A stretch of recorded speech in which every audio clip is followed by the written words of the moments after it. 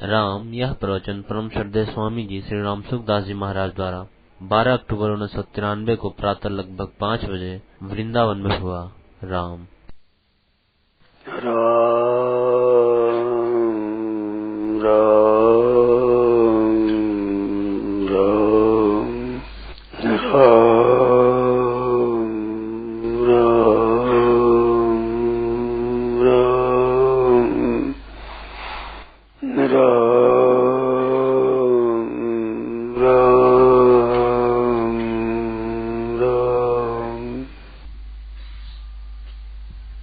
सबके लिए सुख और शांति चाहिए जाते हैं।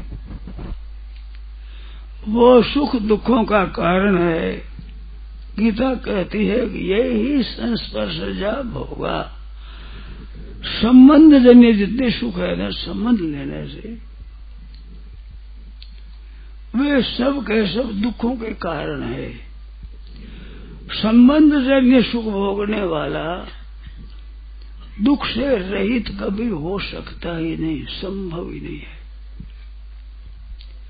कारण के संयोग होगा अनित्य का और अनित्य ठहरेगा नहीं, और अपना स्वरूप है नित्य, उसके साथ ठहरेगा नहीं तो दुख होगा। तो सुख के भोगी को दुख भोगना ही पड़ता है।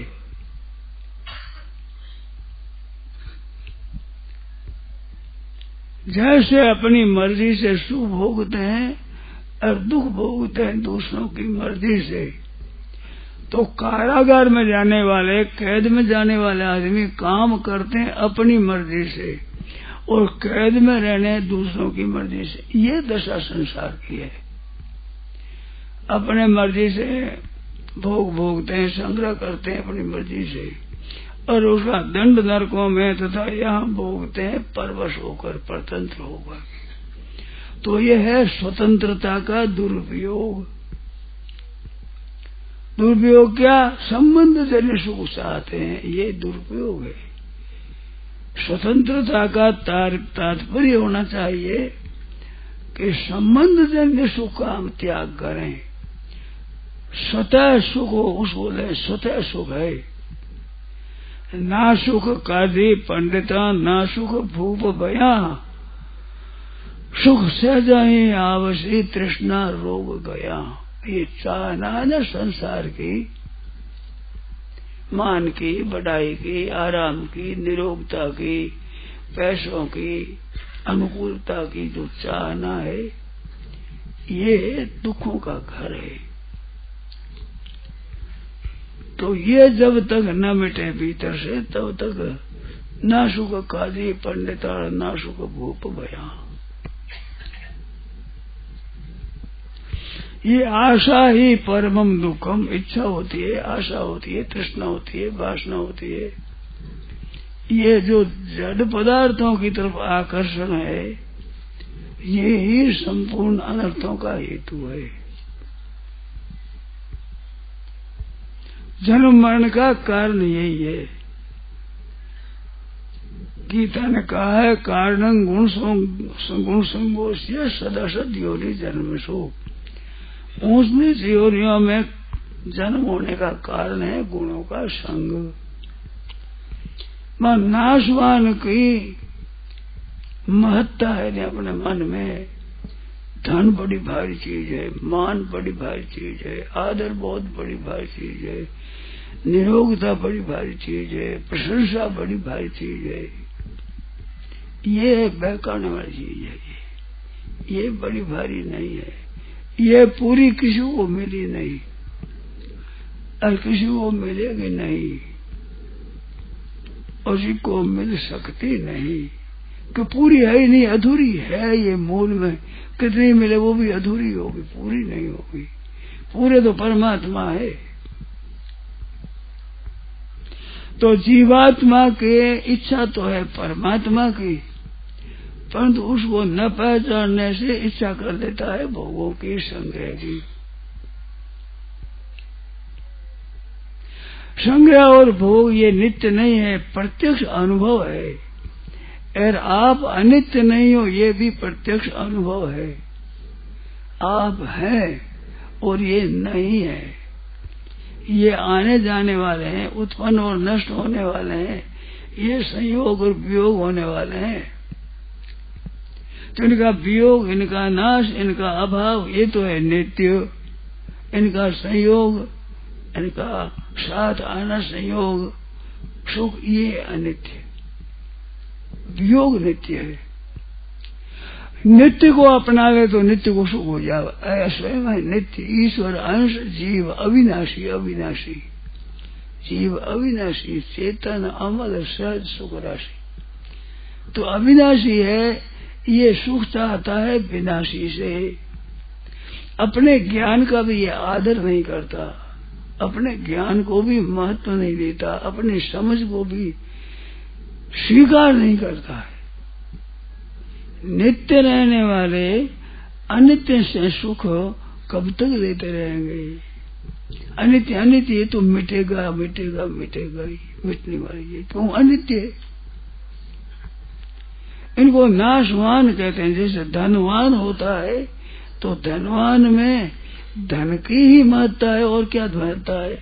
ऐसे संसार है नाशवान, तो नाश की ही इसमें तत्व है, नाश की ही महत्ता है। ये दिखता है नहीं, ये नाश में जा रहा है। जैसे नदी जाती हो समुद्र में, ऐसे संसार की गति नाश की तरफ ही जा रही है, अभाव की तरफ ही जा रही है। आज आपका हमारा बालकपन कोई देखना चाहे तो कैसे देखे? वो तो नाश हो गया, चला गया। तो वो नहीं चला गया, आधी आदम ही चला। कल का दिन भी आज गया, आकर के बैठे वो भी समय में गया। एक जा रहा है बड़ा तेजी से।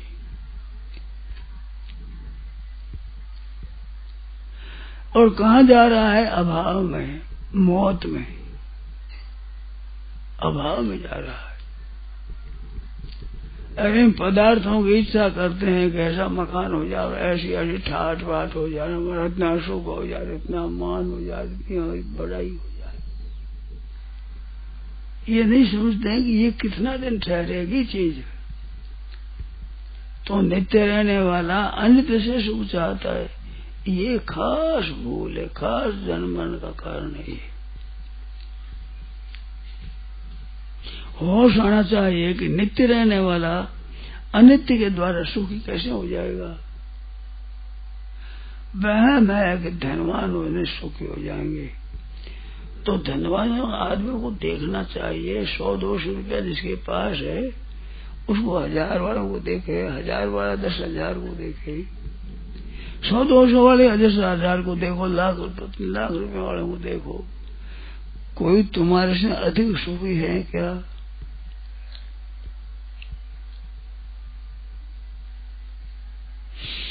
उनसे घुल मिल करके बात करे तब पता लगे। ऊपर से बड़ी बड़ा आडम्बर दिखता है, पर भीतर से बड़ी चिंता, बड़ा शोक, बड़ी हलचल, बहुत ऐसा होता है।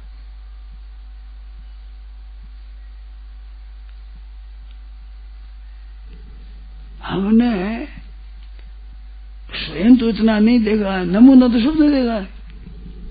संसार के सुख का नमूना तो सब जानते हैं, पर बड़ा धनी, बड़ा मान, बड़ा आदर, बड़ा पद, ये सबके अनुभव नहीं आता।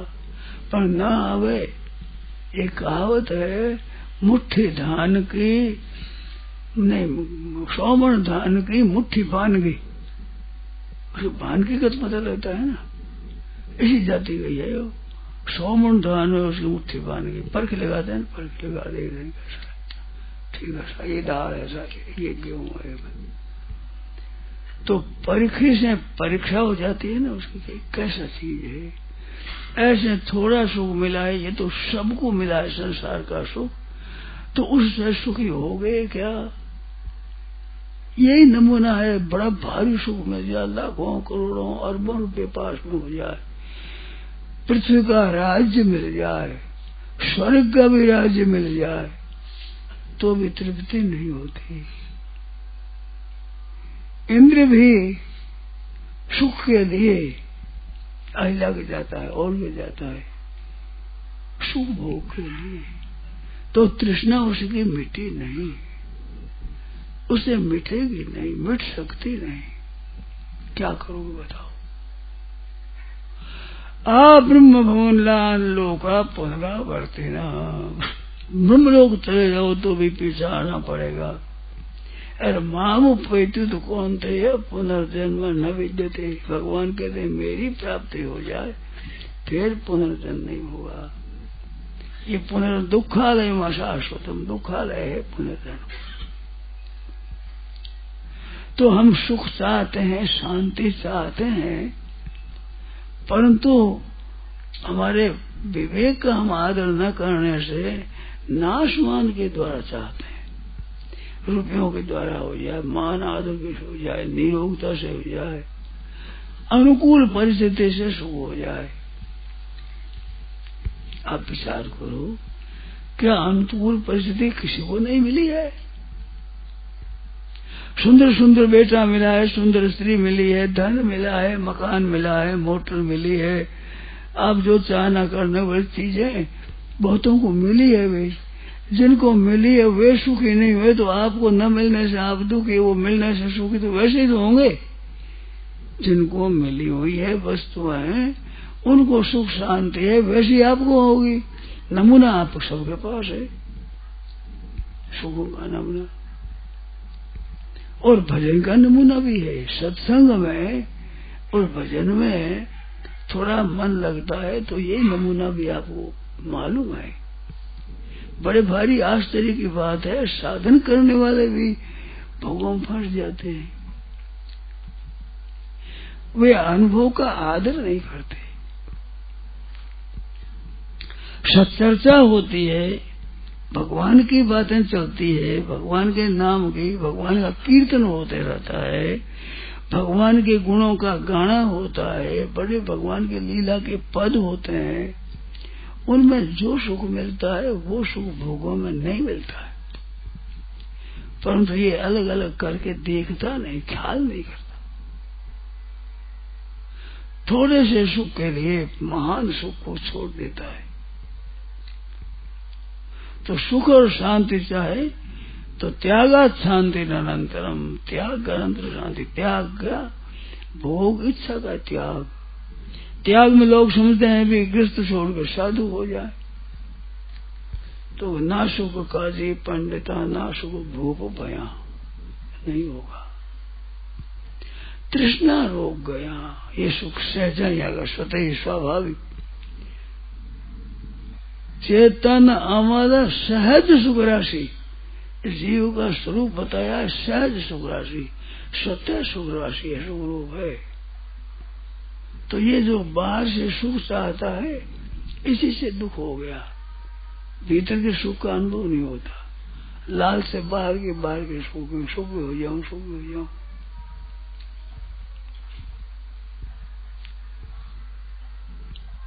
आनंद सिंधु मध्य तव वासा, बिन जाने कत मेरे मरसी पियासा। सहज सुख राशि बताया। ईश्वर अंश जीव अविनाशी, चेतन अमद सहज सुख राशि स्वतः है। कैसे क्या पता भाई, हम तो भोगों से, संग्रह से, मान आदर सत्कार से इससे सुख लेते हैं। सहज सुख राशि इसका क्या पता। तो आप ध्यान दो, पता लगेगा। गाढ़ नींद में क्या संग्रह रहता है, क्या भोग रहता है, कोई दूसरी चीज रहती है। गहरी नींद आती है तब, और गहरी नींद जगह जितना सुख और जगह नहीं है। और जितने सुख भोगो उससे थकावट पैदा होगी, असमर्थता पैदा होगी, और नींद के सुख से सामर्थ्य पैदा होगी, स्वास्थ्य ठीक हो जाएगा। दूसरे भोगों में न रहते हैं, पर नींद में कोई रह नहीं सकता। नींद लेनी पड़ती है, बिना नींद के पागल हो जाए आदमी। तो वास्तव में आप चाहते हैं सबके संबंध का अभाव। नींद में क्या होता है, सब चीजों का अभाव का अनुभव होता है, मैंपन का कोई अभाव होता है। तो इनका अभाव निर्ममो निरहंकार शांति में अधिगच्छति। तो अहंकार ममता सब अविद्या में लीन हो जाते हैं, उसमें सुख होता है। अगर वो जागृत अवस्था में सुषुप्ति की तरह इसका त्याग हो जाए, वहां तो लीन होता है, यहाँ त्याग हो जाए अहंकार ममता का, बहुत मौज होगी। स्वतः ही स्वाभाविक ही चेतन अमल सहज सुख राशि है, सहज सुख राशि। पर संसारिक जापों संबंध जन्य सुखों में आसक्त हो गई, वे आदि अंत वाले हैं, दुखों के घर हैं। इस वास्ते बुधा तेषु न रमते, विवेक ही समझदार होता है, वो संबंध जन्य सुखों में रमण नहीं करते। संबंध जन्य सुखों में रमण करने से ही दुख पाना पड़ता है, बिल्कुल पक्की बात है। अगर संबंध जन्य सुखों में ये आसक्त न हो तो फिर भीतर से सुख होता है। जैसे शीतल ज्वर होता है ना, ऊपर से कम्बल रजाई उठते मिटता नहीं, भीतर से उठता है। गर्म गर्म पानी पिए तो बुझ जाए, शांत हो जाए। ऐसी गर्मी लगती है तो भीतर से दाह ज्वर होता है, बाहर दाह से शांत नहीं होता। ये बाहर से होने वाले सुखों में आसक्त है। बाह्य स्पर्शेषु वसक्त आत्मा विन्दते आत्मन यत् सुखम। बाह्य सुखों में आसक्ति रहित होता है, तब भीतर में सुख मिलता है। बाहर सुखों में लोलुपता रहती है, तब ये परांच खाने पितरत स्वयं तस्मान पराम पश्यतिनांतरात्मन। ये इंद्रियां बाहर ही बाहर जाती, बाहर ही बाहर ढूंढती है, ऐसे सुख मिल जाएगा, इससे मिल जाएगा, इससे मिल जाएगा। ये वहम ऐसा विलक्षण है, मिटता नहीं है। कई बार भोग लिए, देख लिया, फिर भी शांति मिली नहीं, फिर भी उधर ही जाता है। आश्चर्य की बात है। होश आना चाहिए कि इतने दिन में हमने सुख नहीं लिया तो अब सुख कैसे मिल जाएगा? अभी तक तृप्ति हुई नहीं। रागी भोगी धनी खूब सामग्री वाला आदमी और सुख ऐश आराम में खूब रहता हो, क्या उसको शांति मिल जाएगी? मिलती है? नहीं मिलती। हमारे से मिले ऐसे अच्छे अच्छे धनी आदमी मिले हैं, एकांत में बातें हुई है, साफ का भी शांति नहीं, सुख नहीं, बड़े बड़े धनी। तो बाहर की चीजों से सुख कैसे हो? जैसे भूख लगी है पेट में और हलवा बांधे पीठ में, हो जाएगी तकलीफ। और जहां भूख है वहां पहुंचे तो ठीक हो जाए। भूख है भीतर, संग्रह करने बाहर बैंकों में। आश्चर्य की बात है। अब कैसे रुक हो जाएगा? उसको भीतर भगवान को माने, भगवान को याद करे जो सबका भीतर है। नखल गोपिका नंदनो भगवान अखिल देहि नाम अंतरात्मा। अखिल देहि नाम अंतरात्मा, सबके अंतरात्मा आप है, सबके प्राणी है। ईश्वर सर्वभूता नाम हृदय से अंतरिष्ठ, हृदय से सर्वस्वता हृदय सन्निवेश। बिल्कुल भगवान वहां विराजमान कहते मैं हूँ, पर बाहर देखे मिल जाएगा, इतना मिल जाएगा, इतना मिल जाएगा, मिल जाएगा, मिल जाएगा कहते हैं संसार का आदमी। ऐसा नहीं कहते मिल गया हमें, तो अब तो मिल गया भाई, बहुत धन मिल गया, अब चुप रह जाओ, शांत रह जाओ, अब तो हम धन मिल गया है। सज्जनों मिला नहीं है, बाहर बाहर आया है, बाहर बाहर चला जाएगा, और बाहर बाहर रह जाएगा। आपके साथ कोड़ी एक जाएगी नहीं, आपको मिला ही नहीं है। वहम पड़ जाएगा हमारे इतना सुख है, इतना भोग है, इतने पदार्थ है, इतने रुपये हैं, इतना मान है, इतना बढ़ाई, इतनी वाह वाह है। बिल्कुल बिल्कुल कोरा, बिल्कुल जमा नहीं हुआ। अरे वो ठहरा कैसे? मर जाना तो पड़ेगा, मरना तो पड़ेगा, मरते ही इनका वियोग हो जाएगा। वियोग तो अभी हो रहा है, नित्य प्रति वियोग हो रहा है, प्रति क्षण वियोग हो रहा है। जैसे बाल्यावस्था कहाँ, तो वो चली गई ना। तो किसी ने बाल्यावस्था को छोड़ी हो तो बताओ कि हमने बाल्यावस्था को छोड़ दिया, वो आपको छोड़ चली गई। तो बाल्यावस्था गई, जवानी गई, तो वृद्धावस्था कौन सी रहेगी भाई? ये भी रहने वाली नहीं है। प्रत्यक्ष अनुभव है, प्रत्यक्ष। फिर इनका इशारा दे रहे हैं, सारा सच्चे का दो, परमात्मा का सारा। भगवान कह रहे माम एकम शरणम व्रज, माम आश्रित यतन्ति, भगवान के चरणों का आश्रय ध्यान करो, भजन करो, निहाल हो जाओगे, पक्की बात है। बड़े बड़े संत महात्मा विरक्त त्यागी प्रेमी भगवान के भक्त तत्व के हुए आनंद रहा, उनका आनंद में मौज में रहे।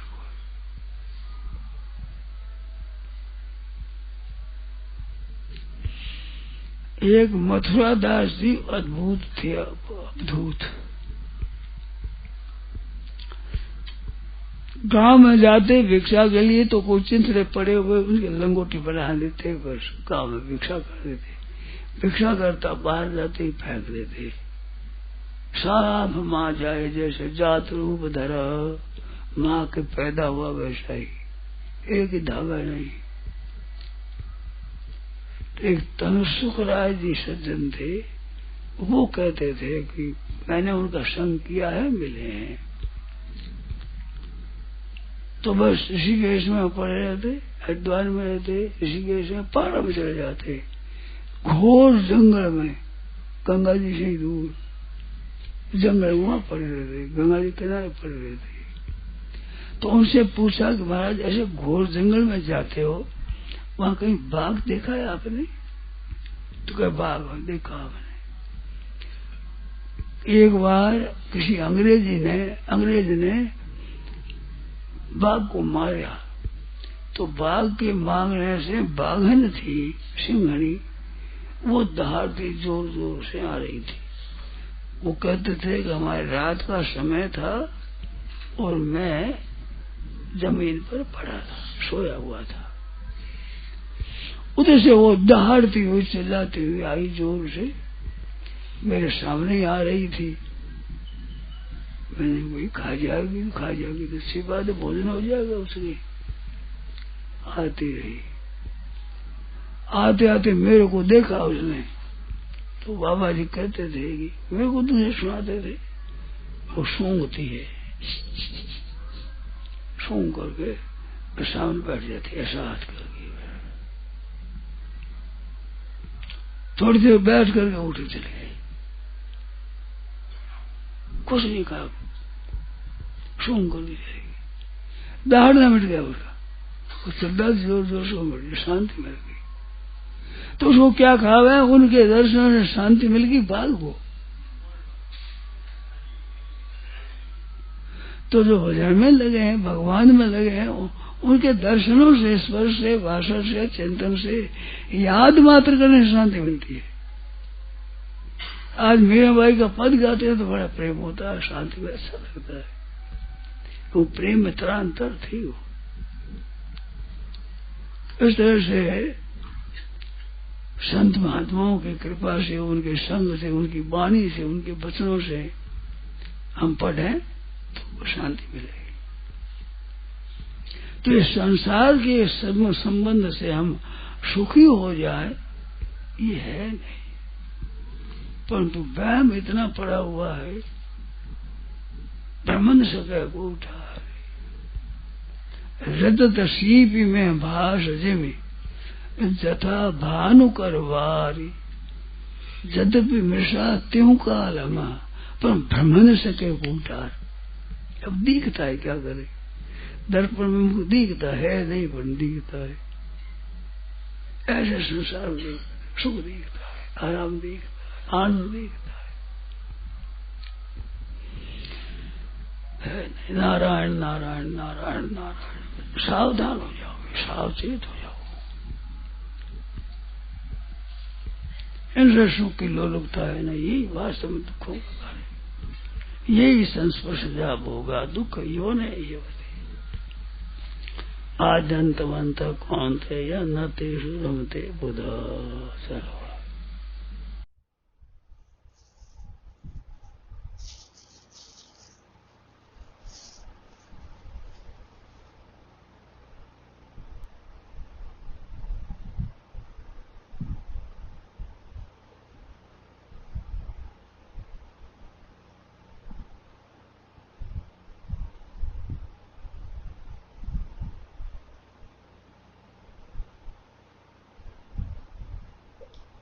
सीताराम सीताराम।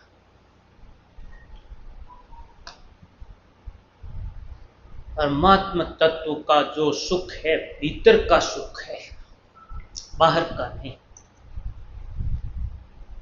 यह संसार के सुख है दुख है ये तो बाहर के हैं।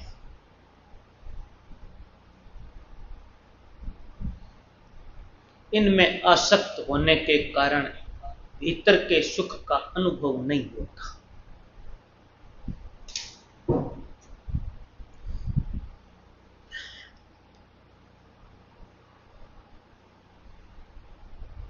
क्या बाहर सुख ढूंढते हैं,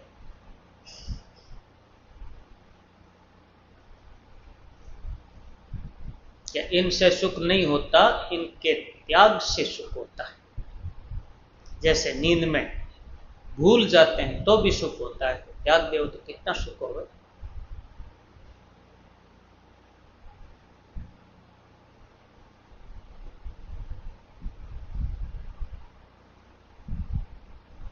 फिर तो भीतर का सुख प्रकट होगा। सदा आनंद में वो मथुरा दास पढ़े थे ना, सिंगड़ी खा जाएगी यह भी उनको डर नहीं है, दुख नहीं है, भीतर से आनंद है उनके मन।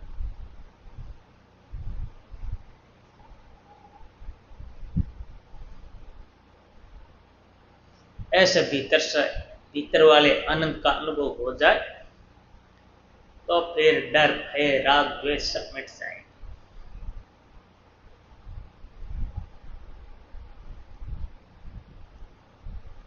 सीताराम सीताराम।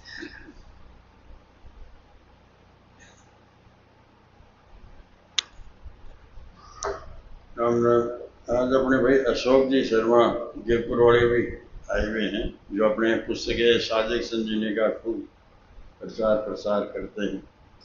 उनको माइक दो भाई, कोई बात बोले। पीछे बैठे, आगे आ जाओ अशोक जी।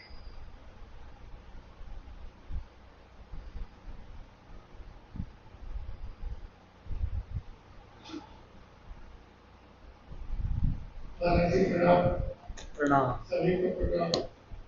महाराज जी के सामने तो जो महाराज जी ने बताई बड़ी आवाज संबंध जन सुख, यही गड़बड़ है। आज नई बात समझ में आई कि जहाँ जहाँ संबंध जन सुख है, आदमी अंतर कैसे करे कि मेरे को परमात्मा का सुख मिला। तो महाराज जी की ये बात मुझे बहुत अच्छी लगी कि जहाँ जहाँ वस्तु क्रिया व्यक्ति से सुख हुआ वो खतरनाक है। उसके बाद इसके बाद भी जो स्वतः सुख है वो आनंद में है, वो परमात्मा का सुख है। और सत्संग है, भजन है, ये सत्संग और भजन इसका सुख सबको दिखता है। ये भी बहुत अच्छा है, बहुत बढ़िया बात है। और एक बात भगवान की दया से पैदा हुई कि स्वामी जी महाराज ने बात बताई अभी कि जीवन मुक्त संत महात्मा अनाथों से लाभ होता है। उनका नाम जब आता है ना तो अच्छा ही लगता है, उनका नाम अच्छा नहीं लगता संत महात्मा जीवन मुक्त के नाम से। पर दृष्टि जब स्वामी जी की तरफ जाती है तो लगता है, बहुत अच्छा लगता है। क्योंकि विश्वास नहीं होता जीवन मुक्त है कि नहीं, तत्व है कि नहीं, भगवत देव है कि नहीं। श्री स्वामी जी महाराज की जब दृष्टि जाती है तो मस्ती आती है। उधर बोलते हैं तो अच्छा नहीं लगता, अभी बोले तो मेरे को अच्छा नहीं लगा, लेकिन जैसे स्वामी जी की जब दृष्टि जाती है तो आनंद आता है। हाँ ये ऐसे तो भाई खुद तो है, बाकी दूसरों के बारे में पता नहीं चलता। जैसे राम जी महाराज वहां रहते हैं मिथिला में, तो युवतियां कहती है कि इनके जगह बाकी की तरफ दृष्टि नहीं है। ऐसे अपने जितने भाई बहन हैं, प्राय ज्यादातर स्वामी जी के भक्त हैं। तो मेरा तो यही भाव है कि जब महाराज जी ऐसे शब्द बोलते हैं जीवन मुक्ति तत्व की भगवत प्रेमी, तो अच्छा नहीं लगता। पर जैसे स्वामी जी की दृष्टि गई तो इतना अच्छा लगा, तो है, ये बात तो है जो उनमें था ही नहीं। ऐसा है, जहां मन लग जाता है, जहां मन रमण करता है, वो स्वतः अच्छे लगते हैं, स्वतः अच्छे, दूसरा अच्छा लगता ही नहीं। महाराज जी प्रणाम, सभी को प्रणाम।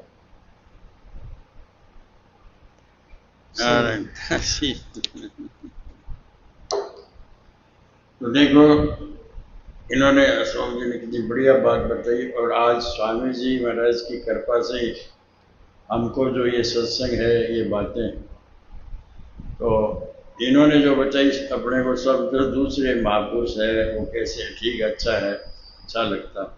लेकिन स्वामी जी महाराज को जिन्होंने नज़दीक से देखा है, उनका प्रेम, उनका वात्सल्य, उनकी जो कृपा आज भी तो देख रहे हैं, वास्तव में वो भूल नहीं सकते।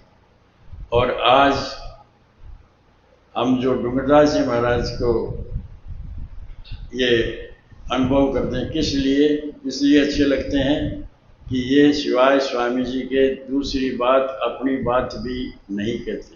जबकि मेरे पास ऐसे ऐसे व्यक्ति कई बार आते हैं कि महाराज जी का कोई, हमें इनकी कोई कैसेट, कोई एक का मेमोरी, आजकल मेमोरी होगी, इनकी मेमोरी कोई है, इनकी कथा की कोई है।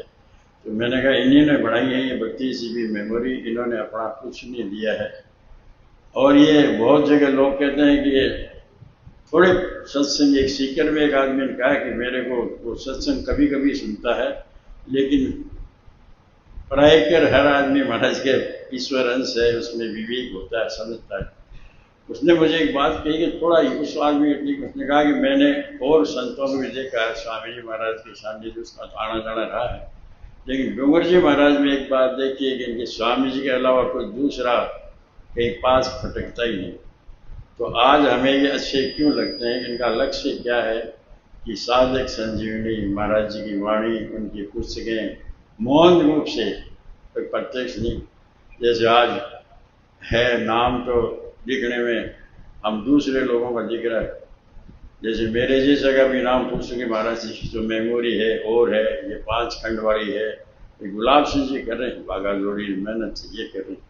लेकिन ये मूल में ये जो सारी है, ये पता नहीं लगने। संत और भगवान ऐसे होते हैं कि ये करते सब कुछ है, लेकिन पता नहीं लगने देते। संसार वाला तो अपना कोई थोड़ा सा काम करेगा तो जिंदगी भर में शरीर का और कोई काम करेगा, एहसान करेगा। संत और भगवान ये हेतु रहित जग जो पुकारी, ये दो ही है।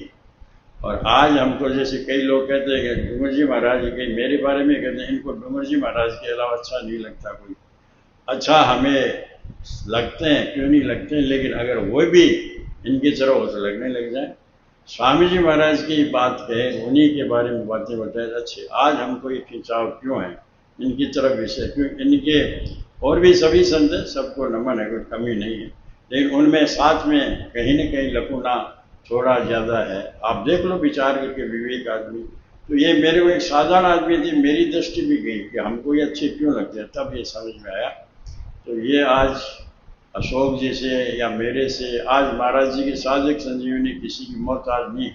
जैसे मेरे जैसे या अन्य कोई छोड़ दे कि हम स्वामी जी का ये प्रचार प्रसार नहीं करेंगे, रुक जाएगी। तुलसीदास जी महाराज का प्रचार कौन कर रहा है रामायण का, उनमें ताकत है। हम तो ये अहोभाग्य मानना चाहिए कि हम उनकी पुस्तकों में, उनकी वाणी में, ये लोगों में किस लिए करें, इसलिए नहीं, उससे लोगों का कितना हित होगा, उनका कितना दुख मिटेगा, कितनी अशांति मिटेगी। लोगों को बताएं ऐसे ऐसे बहुत से जो लोग आत्महत्या करने को जा रहे थे, जो मरने मारने को तैयार थे, वैसे लोग अब कितनी जगह, एक नहीं अनेक, और अपना सब जानते नहीं। आप और हम प्राय हमारे जिले की या आसपास के लोग कितने स्वामी जी महाराज से प्रभावित। और विदेशियों तक में मुसलमान और ईसाई भी महाराज जी की साजिश सुन पड़े। उदाहरण आपको कई बार मेरे द्वारा भी एक एक उदाहरण सामने आए हैं, आपको बताया है। क्यों कि उन्होंने वो देखा है, पढ़ा है। और हम लोगों ने क्या है कि महाराज जी की वाणी सुनते नहीं है ढंग से। जैसे सुबह सुन ली, हो गया काम, अब दिन भर फ्री, अब संसार का काम करो।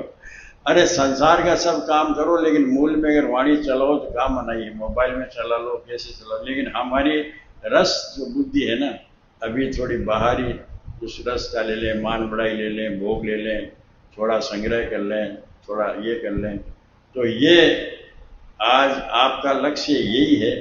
अब जो पुस्तक लिख रहे हैं आप महापुरुषों के सत्संग की बातें, उसमें मुख्य ये है कि महापुरुषों की, अब उसमें सेठ जी की भी बातें ली है, स्वामी जी की भी ली, अन्य संतों की भी ली है, उसमें अपनी भी ली। तो कारण क्या है, आज ये लोग जो इतने प्रसन्न हो रहे हैं पुस्तक कब आएगी कब आएगी, पहले वाली पूरी होगी। तो लक्ष्य इनका ये थोड़ा था कि मेरा नाम हो जाए, कि मेरे को कोई महिमा हो जाए। लक्ष्य ये कि स्वामी जी महाराज के बारे में लोग वास्तविक बात जान जाए, अच्छी बात जान जाए। तो भाई अपने पर कृपा है कि इधर हम आ गए। ये हमारी कोई योग्यता, पात्रता, अधिकारता नहीं, केवल संत कृपा, भगवत कृपा हमको स्वामी जी से जोड़ दिया।